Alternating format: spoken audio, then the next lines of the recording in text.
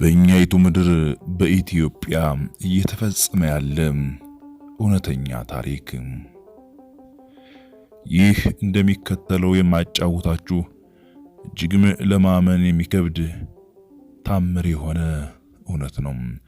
በእውነተኛ ታሪክ ላይ የተመሰረተ የዘመናችን የማሆይ መባጽዮንን ታሪክ ይዤላችሁ እየቀረብኩ እንደሆነ ይታወቃል። ከጎንደር ክፍለ ሀገር ሲኖሩ ገና በልጅነታቸው በቤተሰባቸው ተገደው ሊዳሩ ሲሉም የእግዚአብሔር መልአክ መሪነት በቅዱሳን አባቶቻችን እጅግ ታምር በሚያስፈል ሁኔታ ድንገት በሌሊት እግዚአብሔር ለተሻለ ጸጋ አጭቷታልና በ16 ዓመቷም በሌሊት ወደ ደብረ ወገግ አሰቦት ገዳም እግዚአብሔር መልአክ እየመራቸው የቅዱሳን አባቶቻችን ይዘዋት እንደሄዱ ታሪኳን አጫውታናለች። ከዛም በተለያዩ ገዳማት እየዞረች በዚሁ ገዳም መንኩሳም እግዚአብሔር በሰጣት ጸጋ የተለያዩ ስውራንን በማግኘት ከነርሱም ዘንድ በመግባትና ለማመን የሚከብደውን ታሪካቸውን በማስተላለፍ ለኛ ለደካሞች ስንቅ ይሆን ዘንድ ታሪኮቻቸውን ሁሉ ነግረውናል። የስውራኑን ታሪክ ለኛ ለደካሞች ዓለም ላዛለንና ለደከመን በእናታችን እማሆይ እህተ ማርያም ይፍሩ ዘደብረ ወገግ በኩል ያደረሱን ይገኛሉ። በእርግጥ ዛሬ ላይ እናታችን ቅድስት መባጽዮን የት እንዳሉ የትስ እንደተሰወሩ ባይታወቅም ለኛ ለደካሞች መልእክቶቻቸውን ልከውልናልና አድምጡም። ይህ ዓለም ይየው፣ ዓለም ይወቀው፣ ዓለም ይረዳው፣ ዓለም ይስማው ካላችሁ ላይክ፣ ሰብስክራይብ እና ሼር ያደረጋችሁ ለሁሉም አድርሱ። ይህ የኛ የታሪክ ኃላፊነት ነውና ግዴታችንን እንወጣም። በቀደመው ፕሮግራሜ ላይ በገዳማት ለ40 ዓመታት በላይ የሚኖሩትን መነኮሳት አጋዘን እየመገበቻቸው እንዴት እንደሚኖሩ ምስክርነታቸውን ሰጥተዋል። በገድላት ያነበብነው በታምራት የሰማነው ነገር በእኛ ዘመን እየተፈጸመ ነው። አቡነ ሳሙኤል በአንበሳ ላይ ይሄዳሉ ሲባል አባታችን አቡነ ገብረ መንፈስ ቅዱስ 60 ነብርና 60 አንበሳ በግራና በቀኝ ይከተሏቸዋል፣ የእግራቸውንም ትቢያ እየበሉ ይኖራሉ ሲባል ትውልዱ ያጉረመርምና እንዴት ሊሆን ይችላል ይል ነበረም። ነገር ግን እግዚአብሔር የእውነት አምላክ ነውና ለእውነተኞችና ለቅኖች ይሄው ዛሬም የምነግራችሁን ታምር ሁሉ እየሰራ ነው። በዚህ ገዳም ውስጥ የሚኖሩ እጅግ በረቀቀ የእግዚአብሔር ሥራና በመላእክት ጥበቃ የሚኖሩ ከመላው ዓለም የተሰበሰቡ መናንያንን እናታችን እማሆይ መባጽዮን አናግረዋቸዋል። እማሆይ አጋዘኗን ተከትለው ወደ ሌሎች ቅዱሳን ተጓዙ። እማሆይና አጋዘኗ ልክ እንደ ጥሩ ጓደኛሞች እዛ ጭልጥ ያለ በረሃ ላይ ጉዟቸውን ቀጠሉ። አጋዘኗ መሪ መሆኗ ነው። በእግዚአብሔር የተሰየመች ለቅዱሳን ሁሉ የምታግዝ መሆኗ ነው። እጅግ ይደንቃልኩም። አጋዘኗ አንድ ቦታ ደርሳ ቆመችና እሷ ያየችውን እንዲያዩ እማሆይን አመለከተቻቸው። እማሆይም ወደ አመለከተቻቸው አቅጣጫ ሲመለከቱ አንድ የተገነዘ አስከሬን ከፊታቸው ተጋድሞ ሁለት አባቶች ራስጌና ግርጌ ቆመው ጸሎት ያደርሳሉ። ሁለት ነጫጭ ነብሮችና ሁለት ነጫጭ አንበሶች ከነሱ ትንሽ ፈቀቅ ብለው በአስደናቂ ሁኔታ ልክ እንደ ሰው ጥፍራቸውን መቆፈሪያ ዶማ መዳፋቸውን አካፍ አድርገው መቃብር ይቆፍራሉ። ይህንን ላየና ለሰማ እንዴት ይገርማል! የእግዚአብሔር ሥራስ እንዴት ይለካል ያስብላል። እማሆይ በተመስጦ በታምራቱ እየተገረሙ ይመለከታሉ። ሁለቱ ሲቆፍሩ ሁለቱ አፈር ያወጣሉ። እማሆይ በመገረምና በመፍዘዝም ይመለከታሉ። ይህ የጥንተ ተፈጥሮ የአዳማዊ ባህሪ ነው። እንስሳትና አራዊትን ለእርሱ ይገዙ ዘንድ እርሱም ያዛቸው ዘንድ ለእርሱም እንደ ባሪያና እንደ ሎሌ የእግሩን ኮቴና እጁንም እየላሱ ለሱም እየተገዙና እየሰሩ ይኖር ዘንድ ነበር የተፈጠሩት። የሰው ልጅ ወደ አዳማዊ ትክክለኛ ማንነቱና ባህሪው ወደዛ መላካዊ ጠባዩ ሲሄድና ሲጓዝ ወደዛም የመንፈስ ከፍታ ከፍ ሲል እንዲህ ያለ የእግዚአብሔር ታምር ለሰው ልጅ ይፈጸማሉ። አራዊት ሲታዘዙለት፣ አናብርቱና አናብስቱ ሲከተሉት ይህ ትክክለኛው አዳም የተፈጠረበት ባህሪው ነበረ። በምድር ያለውን ሁሉ ሊገዛ ሊያዝና ሊናዘዝ የተፈጠረ ፍጡር ነበረ።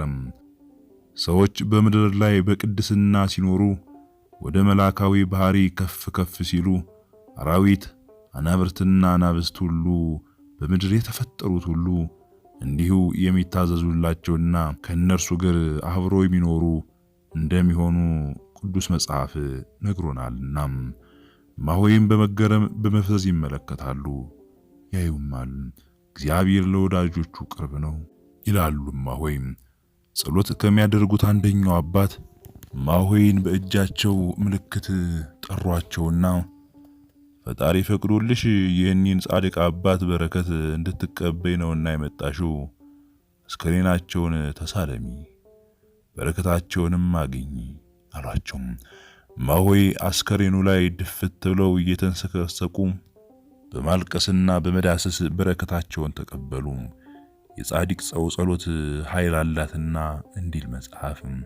አንበሳና ነብሮች መቃብሩን ቆፍረው እንዳበቁ ከፊታችን መጠው አቀርቅረው ቆሙ ይላሉ ማሆይም። እነዛ አባቶች ጸሎታቸውን ማሳረገው ሲያበቁ ለነብሮችና ለአንበሶች ምልክት ሰጧቸው። እነሱም እንደ ሰው እጅ ነስተው አስከሬኑንም አንስተው መቃብሩ ጋር አደረሱና በተጠንቀቅ ሲቆሙ ስመለከት እጅግም ታምር ነገር እያየሁ ነው አልኩኝ። አንደኛው አባት መቃብሩን ባርከው ጸሎትም አድርሰው ሲጨርሱ ሁለቱም አባቶች ከአንበሶቹና ከነብሮቹ ጋር አስከሬኑን ተቀብለው ወደ ውስጥ አስገብተው ጸሎት ካደረጉ በኋላ ለአንበሶቹና ለነብሮቹ ምልክትም ሰጧቸው። እነሱም እንደታዘዙት አፈሩን በእግሮቻቸው መመለስ ጀመሩ። በዚህም አይነት ሁኔታ የቀብሩ ስነ ስርዓት ከተፈጸመ በኋላ እነዛ ሁለት አባቶች አንበሶችንና ነብሮችን በማመስገን አሰናበቷቸው። ኦ ጌታ ሆይ፣ ይህን ማየው በህልሜ ነው ወይስ በሆኔ? ኦ አምላክ ሆይ፣ የማይመረመረው ጌትነትህ፣ ጸጋው የማያልቀው አምላክነት እንዴት ይደንቃል እላለሁም።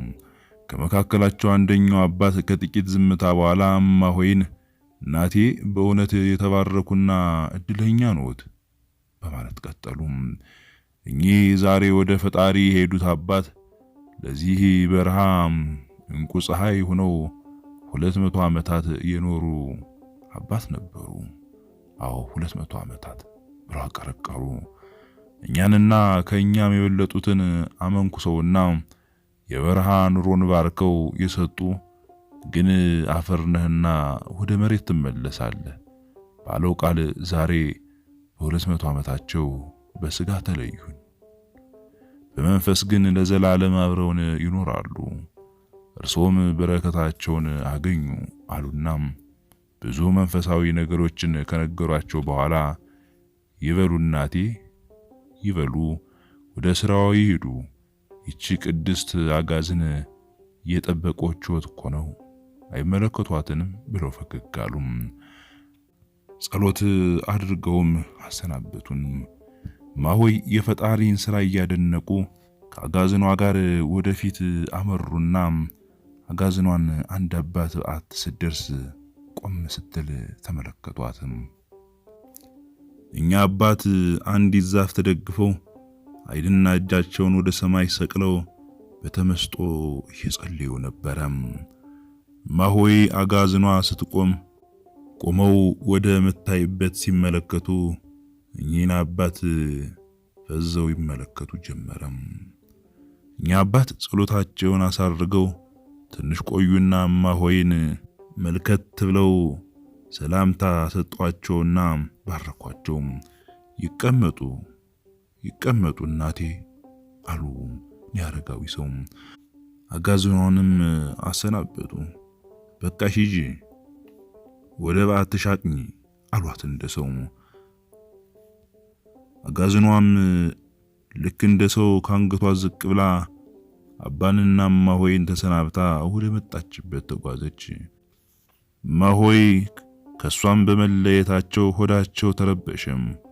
ከዓይናቸው እስክትጠፋ ፈዘው ሲመለከቷት ቆዩና የሰው ልጅ ከሰው ጋር መግባባት አቅቶት እንደ ሰንአወር ሰዎች ቋንቋ ለቋንቋ ተለያይቶብን በጎሪጥ በምንታይበት ጊዜ ፈጣሪ የዱር አራዊትን ቅን ትሁት አገልጋይ ታዛዥ ማድረጉን ያደነቁ ከዓይናቸው የሚወርደውን እንባ ጠራረጉ። የእግዚአብሔርን ሥራ ያደንቃሉ። በእርግጥኛ ደካሞች፣ እኛ የማንረባ፣ እኛ ብኩኖች ዓለምን የምናይበትና የእግዚአብሔርን ታላቅነት የምንረዳበት መንገዱ ጠባብና ትንሽ ነው እንጂ በእውነቱ ለእግዚአብሔር ምንስ ይሳነዋል? አምላክ ይሄንን አደረገ ቢባልስ ለምን ይደንቀናል? እግዚአብሔርስ አይደል? አምላክስ አይደል? ሁሉ በእጁ ሁሉስ በደጁስ አይደል? ለወገኖቹ ለወዳጆቹ ለእርሱ ሕግና ትእዛዝ ለሚገዙ ሁሉ የእርሱ መልካም ፍቃድ እስከ ዘላለም ናት ብለው በደስታ ፈገግ አሉ። እግዚአብሔር ዛሬም ከኛ ጋር ነው። እግዚአብሔር ዛሬም ይሰራል። እግዚአብሔር ዛሬም ሕያው ነው ብለው በድጋሚ ፈገግ አሉ።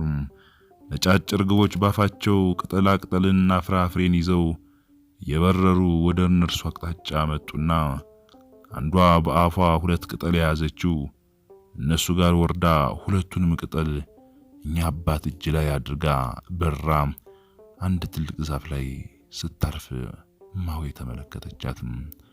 ሌሎቹ ወደፊት ሄደው ትንሽ ቆይተው መጡ። ያች ርግብ ተጠብቃቸው ነበርና አብረው ተቀላቅለው ወደ መጡበት በህብረት በረሩ። በዚህ ፍቅር አለ፣ በዚህ ፍጹም ሰላም አለ፣ በዚህ በእውነት የእግዚአብሔር መንፈስ እንደመላበት ያስታውቃል። እማሆይ ይህንን ድንቅ ትዕይንት በአድናቆት ሲመለከቱ አባ ድንገት እማሆይ አሏቸውና እማሆይ ሰማይ ላይ የሰቀሉትን ዓይናቸውን ወደ አባ መለስ አድርገው ይመለከቷቸው ጀመረ። እማሆይ እዚህ በረሃ ውስጥ የፈጣሪ ሥራ ድንቅ ነውና እጅግም ፍጹም ነው፣ ተደንቆ ተወርቶም አያልቅም። ይሁሉ እኒህ ርግቦች እንደኔ ላሉ ኃጣን ፈጣሪ አዞልን ምግባቸውን በጊዜ ያመጡልናል። ይኸው ዛሬ እርሶ እንግዳ እንደመጣብኝ አውቆ 2 ቅጠል ይዘው ሊመጡ እያንዳንዳችንን የማይረሳው አምላክ ከምስጋና በቀር ምን ይከፈለዋል ብለው አንዱን ቅጠል ለእማሆይ ሰጡና ድርሻቸውን ይዘው ጸሎት ካደረጉ በኋላ መመገብ ጀመሩ። ቅጠሏ ሲያዩት ትንሽ ስትበላ ብዙ፣ ጣዕሟና መዓዛዋ ጮማ እንደበላ ወተት እንደጠጣ የሚያረካ ነበር። ህብስተ ገነት አያፋቱ ከጽርሐ አርያም ይሁን ከገነት ከመንግስተ ሰማያት ይሁን ወይስ ከየት ይዘዋት እንደመጡ አናውቅም። ነገር ግን የእግዚአብሔር በረከትና ረድኤት ያለባት ወዳጆቹን የምታጠግብ እጅግ ፍጹም ቅጠል መሰል ምግብ ናት። እማሆይ እዛ ዋሻ ውስጥ ያዩዋቸው ነጫጭ ርግቦችና ያ ያማረ ተክል እርሱ በፈቀደ ለሳቸውን በመድረሱ ፈጣሪን እያደነቁ ተመገቡ። ይህንን ምግብ እሱ በፈቀደ የመገባቸውን ፈጣሪ በጸሎት ካመሰገኑም በኋላ እማሆይ ከፊት ለፊታቸው አንድ ትልቅ ዋሻ ይመለከቱ ጀመረ። ትላልቅ አሞሮችና ነጫጭ አንበሶችና ነብሮች፣ አጋዘኖችና ድኩላዎች የሆኑ ነገር እየተሸከሙ ወደ ዋሻ ይዘው ይገባሉ። እማሆይ አትኩረው ይመለከታሉ። የእግዚአብሔር ሥራ ደግሞ ምን ሊያሳየኝ ይሆን ይላሉ። እማሆይ አባ ጴጥሮስ እዚህ በረሃ ውስጥ ሰውም አውሬም ተስማምቶ ነው የሚኖረው ያሉትን አስታውሰው እውነትም አንበሳና ነብር ከነዚህ እንስሳት ጋር ተባብረው አብረው ውለው አብረው ሲያድሩ ቅዱሳንን ሲያገለግሉ ማየት ወያንተ ስራ ወያንተ ስራ ወያንተ ስራ እያሉ በሐሳባቸው ያወጡና እያወረዱ ሲመለከቱ ቆይተው አባቴ ሆይ ይህ ዋሻ የማን መኖሪያ ነው ብለው ጠየቁም። ሆይ እነዚህስ እየያዙ የሚመገቡት ምንድነው ብለው ጠየቁ። ሆይ በድጋሚ እኛ አባት ተነስተው ይምጡ አሉና ይዘዋቸው ወደ ዋሻው ገቡ።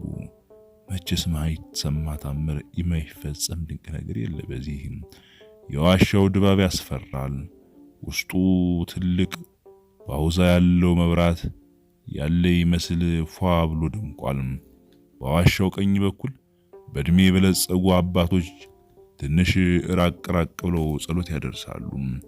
በስተግራም አረጋውያን እናቶች እንደነርሱ በጸሎት ተጠምደዋል። ከዋሻው መሃል ክብ ሆኖ ከወተት የሚጠራና የሚያስመርጥ ውሃ ይታያል። ከውሃው ኋላ ትልቁ የእንጨት መስቀልም ተተክሎ አየዋለሁ። ከመስቀሉ ስር በእድሜ ከሁሉም የሚበልጡ አረጋዊ አባት አንገታቸውን ወደ መስቀሉ አዘንብለው ይጸልያሉ። ምንም ድምጽ የለም። ጸጥታው ልብን ያርዳል። የሚመጣውና የሚሸተን መዓዛ ነፍስንና ስጋን ያለመልማል። ማሆይንና አባንም ማንም ቀና ብሎ ያያቸው ሰው አልነበረም። ማሆይ ሁሉን በፍርሃትና በአክብሮት ሲመለከቱ አንድ ነጭ አንበሳ ከፊት ለፊት ከአንድ ዋሻ ውስጥ ብቅ ብሎ ግራ ቀኙን በትትና ጎንበስ ብሎ ሰላምታ ሰጥቶ በቀስታ እየተራመደ ወደ ውጭ ወጣም። አባ ማሆይን ካደረጉና አንበሳው ወደ ወጣበት ዋሻ ይዘዋቸው ገቡና እናቴ ሆይ ይህ የምታዩ የቅዱሳን አጽም ነው። አዎ የቅዱሳን አጽም ነው አሉን ያረጋዊ አባትም። እነዛ ያዩአቸው የዱር እንስሳትም ከየቦታው የቅዱሳን አጽም እየያዙ አምጥተው እዚህ በክብር ያሳርፋሉ። እነዚህ አንበሶች መታዩአቸው? አዎ አሉን አባትም። እዚህ በረሃ የሚኖሩ ብዙ ቅዱሳን እናቶችና አባቶች በያሉበት ቦታ ሆነው የጊዜ ሞታቸው ቀርቦ ሲያርፉ እኒህ ፈጣሪ ያዘዛቸው ከየቦታው እያመጡ እዚህ ያሳርፏቸዋል። ይህ ሁሉ የምታየው የቅዱሳን አጽም አብዛኛው በጣም ሩቅ ከሆነ ቦታ የመጡ ናቸው ብለው ማስተዋል ጀመሩ። እኒህ በሕይወት የምታያቸው አባቶችና እናቶች በሕፃንነታቸው ወደዚህ ዋሻ ገብተው እዚሁ ማርጅተው የኖሩ እናትና አባቶቻችን ናቸው። ምግባቸውንና ልብሳቸውንም ፈጣሪ ዕለት ዕለት እየሰጣቸው እሱም በፍጹም ልቦናቸው ሲያገለግሉ የኖሩ አባቶቻችን ናቸው። ወደፊትም ብለው ቀጠሉም።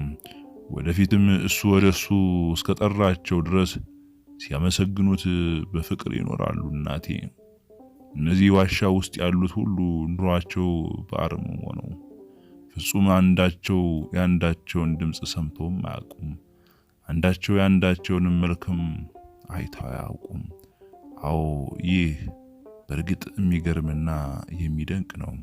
እግዚአብሔር ሲል ግን እንዲህ አይቻልም አይሆንም የተባለው ነገር ሁሉ ይሆናል፣ ይፈጽማል። በጠቅላላው ብለው ቀጠሉ። በጠቅላላው ወደዚህ ዋሻ ገብቶ ለመኖር የወደደ ሁሉ ራሱን እንዲህ እንደምናየው እንደ ቅዱሳን አጽም አድርጎ ስለሚቆጥር ንግግር፣ መታየት፣ ወዲያ ወዲህ ማለት እዚህ ቦታ ላይ የለም። በቃ ሞት ምውት እንደመሆን እንደማለት ነው። ፈጣሪ ችሎታውን ሰጧቸው። አንደበታቸውን ጠቅላላ ሕይወታቸውን ሁሉ እያሉ ከሙታን ጋር ደምረውት እንደምታያቸው ይኖራሉ። እኔ ሀጥ ደግሞ ይሄው እንዲሁኛለሁ፣ ከንቱኝም ቃትታለሁ እናቴ አሉን ያረጋው አባም እንባቸውን እንደ ዝናብ እያወረዱ የሚደንቅና የሚገርም ታምርን ለማሆይ ያስረዱ። ማሆይ ግራ ገባቸው። እኔስ ምን ልበል? እኔስ ማን ነኝ? ምድቤስ ከየት ነው? ወዮልኝ ወዮት አለብኝ ወየሁ ለኔ እያሉኝ ሰቀሰቃሉ። ዓለም ሊያዝንልኝ ሊያለቅስልኝ ይገባል ወየሁ ወየሁ እያሉ በለውሳስ ነባቸውን እያዘነው ደረታቸውን ይደቁ ጀመረ። እግዚአብሔርን ሲወዱ ቅዱሳን እንዲህ ነው። ለእግዚአብሔር የሚሰጡት ፍቅር፣ ለእግዚአብሔር የሚሰጡት ክብር ራስን ዝቅ በማድረግ በማዋረድና እጅግን በማቆሳቆል ነው። አባም እንማቸውን እየጠራረጉ እናቴ ጌታ ፈቅዶልን ይህንን ያህል ካቆየን በቂ ነው እንውጣ፣ አዎ ይበቃናል እንውጣ አሏቸው።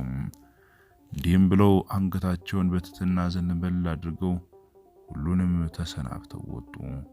እማሆይ ከዛ ዋሻው ከወጡ በኋላ ድፍት ብለው ምርር ብለው ለረጅም ሰዓት አለቀሱ።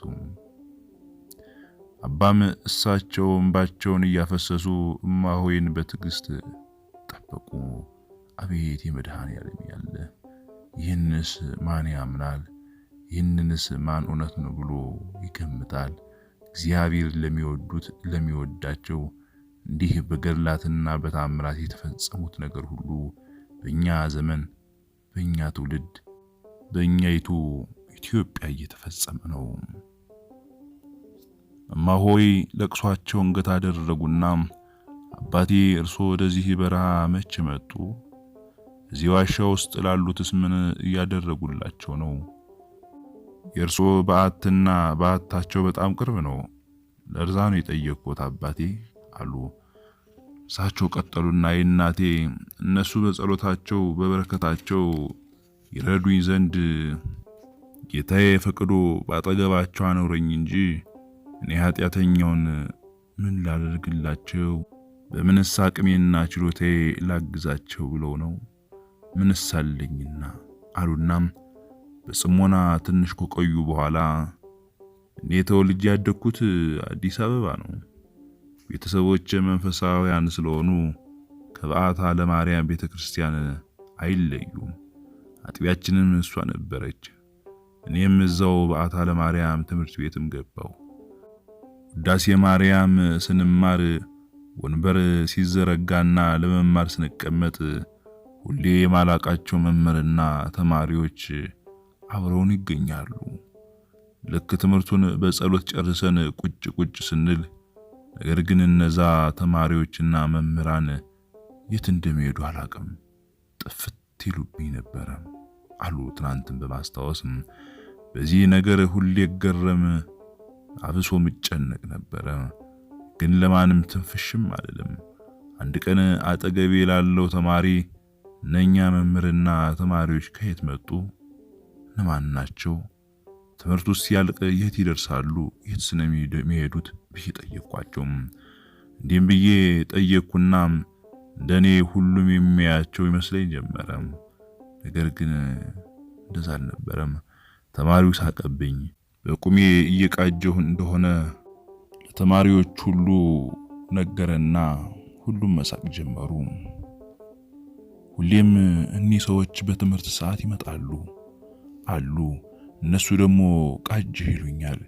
በዚህ አይነት እያለሁ ድቁና ተቀበልኩና እዛው በዓታ ለማርያም ቅዳሴ ቀድስ ጀመረ ብለው ቀጠሉም። ጎን ለጎንም ትምህርቴን እከታተል ጀመረ። ታዲያ ሁሌ ለተልእኮ ወደ ቤተልሔም ስሄድ እነዛን ተማሪዎችና መምህር ቤተልሔም ግቢ ጥግ ቆመው ሲጸልዩ መለከታቸው ጀመረ። ቤተ መቅደሱም ስገባ አገኛቸዋለሁ። ግን ስራዬን ጨርሼ ስወጣ የሉም። ለማን ልናገር? ለማንስ ልጠይቅ? ማንንስ ላማክር? ማን ይመነኝ? በእንዲህ ሁኔታ እያለሁ 1 ዓመት አለፈም። ከዕለታት በአንድ ቀን ተረኛ ዲያቆን ነበርኩና ብለው ቀጠሉም። ሌሊት ልደውል ደወል ጋር ስደርስ እኛ አባት ወደኔ መጡና ደውልና ቤተክርስቲያኑን ከፍተህ ቁልፉን መምህሩ መንበር ላይ አስቀምጠህ ቤተ መቅደስ ገብተህ ሰላም ለኪና አቡነ ዘበሰማያትን አድርሰህ ና እዚሁ እጠብቅሃለሁ አሉኝ። እኒህ አባትም እንዲህም እንዳሉኝ አድርጌ ወደ ደወሉ አመራሁ። ተከተለኝ አሉም። ከዛም ምንም ሳልናገር ተከተልኳቸው። በእርግጥ ግራ ገብቶኛል። ምን እንደሆነ ባላቅም የሚስበኝና የሚገፋኝ ኃይል ግን አለም። እንዴትና በምን እንዳመጡኝ ፈጣሪ ድንቅ ስራው ነውና አላውቅም። ብቻ እዚሁ ደረስን። በሰማይ ልምጣ በምድር በነፋስ አውታር ልምጣ በደመና አላቅም። የእግዚአብሔር ፈቃድ ሆነ። ከዚህ መጣሁኝ። ይሄን የምኖርበት ዋሻ የሚኖሩት አንድ ትልቅና ቅዱስ አባት ነበሩ ብለው ቀጠሉም። ከእሳቸው ጋር መኖር ጀመርኩኝ። እሳቸው በ150 ዓመታቸው ወደ ፈጣሪያቸው ተጠርተው ሄዱ። እኔም እንደሳቸው ስራ ባይኖረኝም በሱ ቸርነት በቦታቸው ተተክቼ እሱ እስኪጠራኝ ይሄው እየኖርኩ ነው እናቴ ብለው አቀረቀሩም። እንዲያሉና ትህትና በተጎናጸፋቸው ፈገግታ ይመለከቱ ጀመረ። እማሆይም አባቴ እኒህ ኃጢአተኛ ልጆትን ምን ይመክሩኛል? ለዓለሙስ ምን ይነግራሉ አልኳቸው ይላሉ እማሆይም። አይ እናቴ ፈጣሪ የሚመራውንና የመከረውን እኔ ማንነኝና መክረዋለሁ። ይልቅ እርሶ በጸሎት አይርሱኝ እናቴ። እግዚአብሔር መንገድ መሪዎትን ልኮሎታልና ይነሱ ይከተሉት። አይዞት፣ ለኢትዮጵያ ሕዝብም ሰላሙን ይስጠው እግዚአብሔር። እርሶንም በፍቅርና በሰላም ያኑሩት አምላክ። ለሀገራችን ሰላም፣ ለሕዝቡ ሁሉ አንድነትን አይንፈቅብን። አይዟችሁ በይሊ ልጆችን፣ እግዚአብሔር አለ፣ እግዚአብሔር ይመጣል፣ እግዚአብሔር ከናንተ ጋር ነው በይልኝ።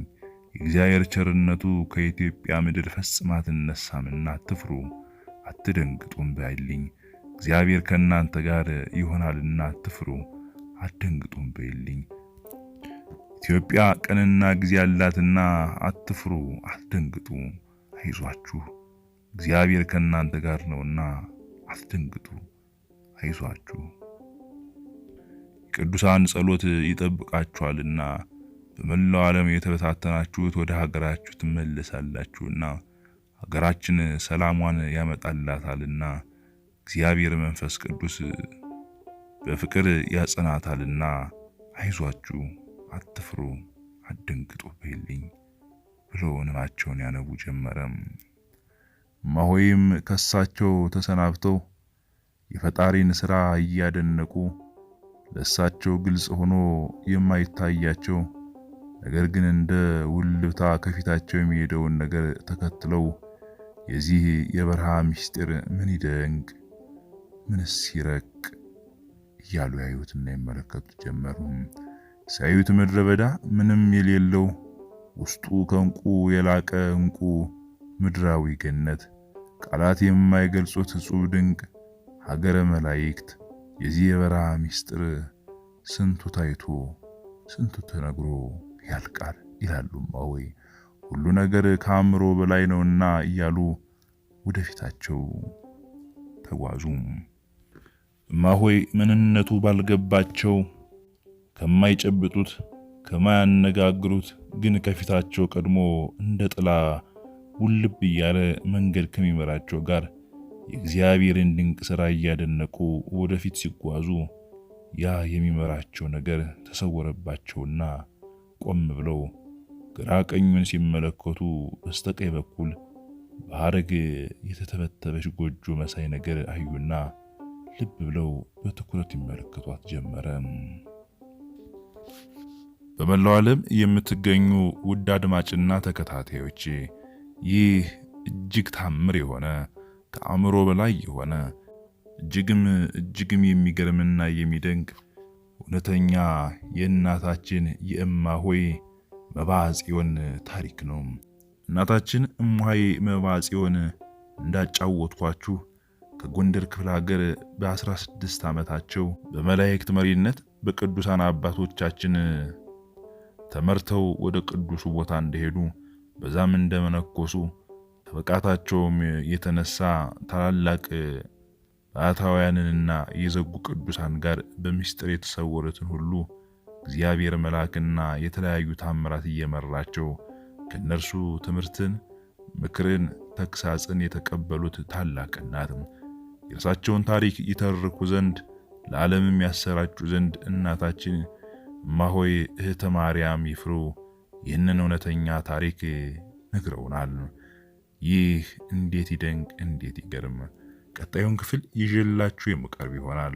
ይህንን ላይክ እና ሳብስክራይብ አድርጉትም ለዓለም ሁሉ ይዳረስ። እግዚአብሔር ዛሬም እንደሚሰራ ዓለም ይወቅ ይረዳም። ውድ አድማጭና ተከታታዮቻችን የእናታችን የእማሆይ መባ ጽዮንን ቀጣይ ታሪክ ይዤላችሁ ቀርባለሁ። እናንተ በድጋሚ ለዓለም ማሰራጩት፣ ላይክ እና ሳብስክራይብ አድርጉት፣ ሽርም አድርጉት እላለሁ። ሰላም ለሀገራችን፣ ሰላም ለኢትዮጵያ፣ ሰላም ለዓለም ሁሉ እላለሁ። ሰላም